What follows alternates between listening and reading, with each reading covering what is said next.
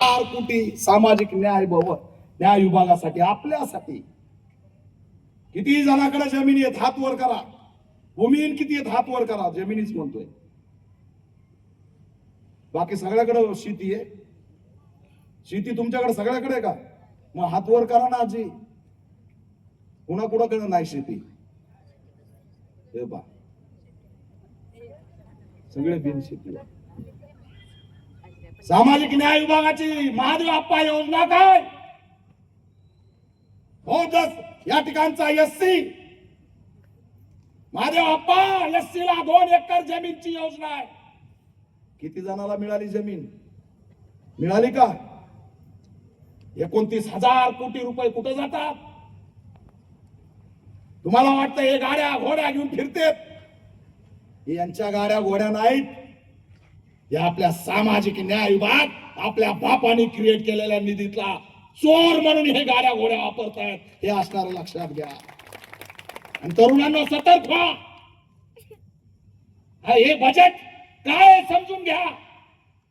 आर्थिक स्वातंत्र्य आपल्याला मिळालेलं नाही. आपल्याला हक्क असून आपल्याला जाग येत नाही. आपल्या हक्कासाठी आपण लढायला तयार नाही. आणि म्हणूनच डॉक्टर बाबासाहेब आंबेडकर म्हणाले होते, होय हक्क आहेत पण ते तुम्हाला हिसकावून घ्यावा लागतील.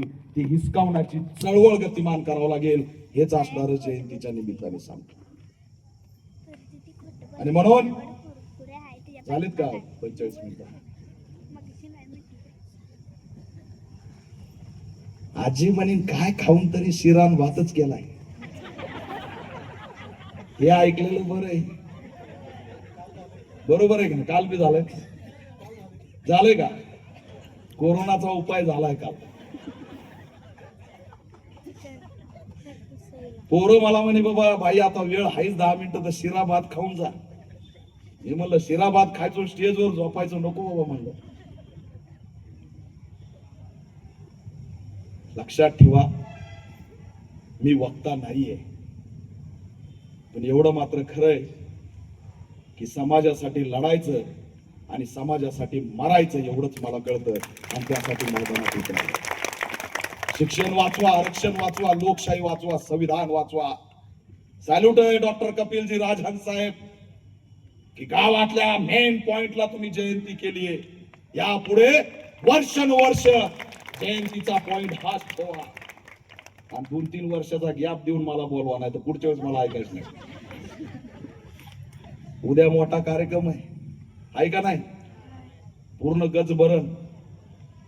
मला वाटतं मी बी गाणे शिकाव. कोणत्या क्षेत्रात आलोय लोकल कसं काय करणार बाबा. बाकी गोष्टी बोलत नाही. शेवटी ते बी आपलेच आहेत. वाजवण टाळ्या त्याच्या मागे. खरोखर तुम्हाला सॅल्यूट आहे. एवढा आधुनिक कार्यक्रम घेतलाय. बॅनर बघितलं महाराष्ट्रात आपले पोराला ना चॅलेंजेस नाही. AI लॉन्च झालं नाही पण सगळे बॅनर AIचे फोटो.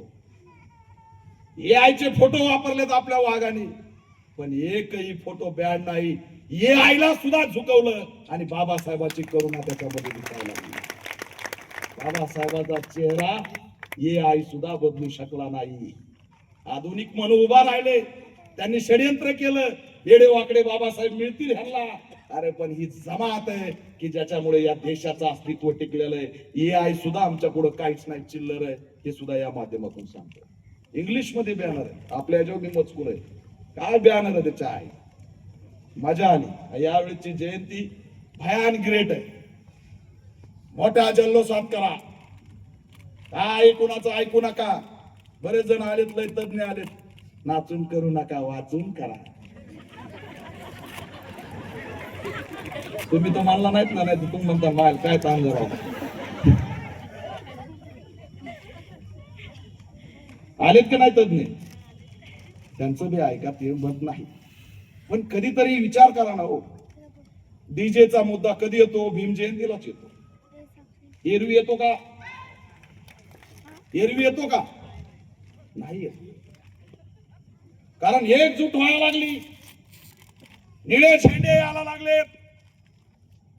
या दीपक केदारनी मागच्या काळात एवढी क्रांती केली की आता जयंतीमध्ये भगवे हिरवे पिवळे पांढरे सगळे झेंडे यायला लागले, झोपा उडाल्या. झाला ही एकजूट जर झाली तर काय होईल? सत्ता आहे का आपल्याकडं? सांगा, सत्ता आहे का? नाही, सत्ता नाही. पण आपल्याकडे एकच ताकद आहे, एकजुटीची, निळ्या झेंड्याची. ती दाखवण्याचं काम या जयंतीमध्ये आपल्याला करायचं आणि केलं पाहिजे. ती ताकद नाही दाखवली तर आपल्याकडे राहील काय? सांगा ना मला. 11 तारखेला महात्मा फुले जयंतीला कुणीतरी व्याख्यान लावलंय का? ती व्याख्यान लावणारी जमात आपली. विचार करा. पण ह्याच्यावर लिहिणार नाहीत की 11 एप्रिल महात्मा फुलेची या देशात जर जयंती कोण करत असेल तर ते बाबासाहेबाचे लेकर करतायत, हे कुणी लिहिणार नाही. राजर्षी शाहू महाराजांचा घराघरात फोटो आहे, ते फक्त भीम सैनिकाच्या घरात आहे, हे कुणी लिहिणार नाही. आमचं चांगलं कोणी लिहित नाही.